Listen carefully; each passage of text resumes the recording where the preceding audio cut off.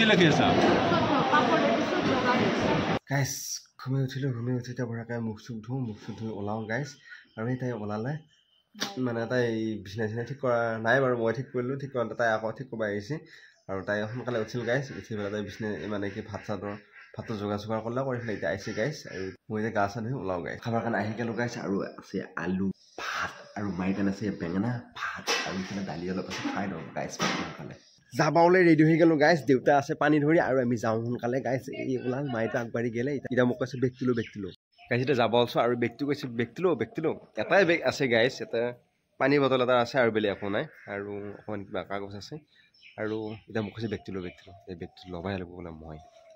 আৰু তাই ভিতৰত সোমাই গৈছে কিবা এটা বস্তু ল'বৰ কাৰণে গাইছ তাই আমি যামগৈ সোনকালে ফটো মাৰ কোৱা ধৰি আছে সেইটো মাইকী আগতে উঠি আছে লোকগীত শুনি যাই আছো এতিয়া আমি আহি পাইছোঁ চিপাঝাৰ বশিষ্ঠ দেৱালয় সিহঁতে ক'ৰবাত জুই লাগছি তাকে কৈ আছে মই ভাবিছিলোঁ ক'ৰবাত জুই লাগছে নেকি সেই চিৰিয়েলত জুই লাগছে সেই তাই চাই আছে তাই চকু মেলি চাই আছে ইফালে তাই চকু ইফালে বেলেগ ফালে নাই সেই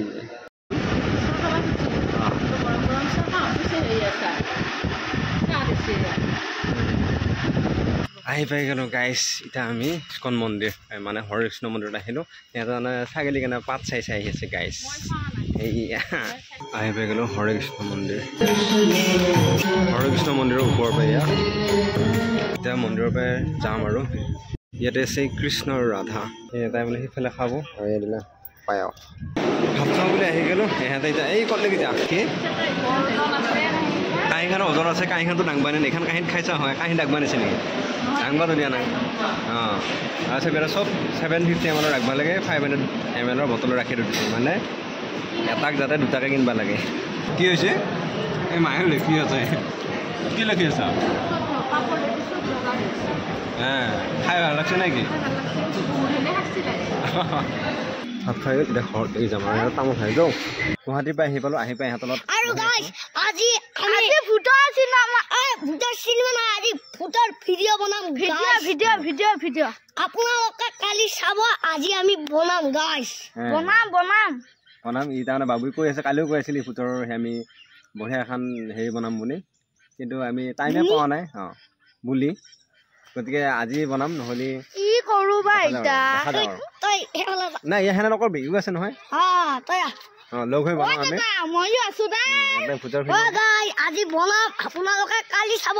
আজি ভূতৰ ভিডিঅ'টো ৰাতি বনাম গাইছ গুৱাহাটীৰ পৰা আহি পালোঁ আহি পাই গাইছ ইয়াত গাইছ এতিয়া মই চাহ বনাম অকণমান আকৌ ভাত বনাম গাইছ তাৰমানে এহেঁত দুটাৰ অৱস্থা বেয়া মানে ফুৰি আহিল ভাগা লাগি গৈছে সেইকাৰণে মই যাই আহিছোঁ গাইছ চাহ বনাম এতিয়া প্ৰথমতে চাহটো বনাওঁ তাৰপিছতহে মানে অলপ লাহে ধীৰে চাহটো দিলোঁ প্ৰথমতে চাহ এতিয়া পানী চানী বঢ়াকৈ দিলোঁ চাহটো বনাই লওঁ তাৰ মানে চাহ দিয়াৰ পিছত আধা ঘণ্টা 1 ঘণ্টাৰ পিছত ভাত বনাম আৰু তাৰপিছত দেউতা যাব মন্দিৰত আৰু মই ভাতৰ যোগাৰ কৰিম আৰু গাইছ চাহ লৈ আহি পালোঁ আৰু এইটো মাইকো দিলোঁ এইটো দেউতাই বঢ়িয়াকৈ চাহ আৰম্ভ কৰিলে তাই সৰু মাতা লাগছি আৰু তাই তাৰমানে দেউতাক কৈ আছে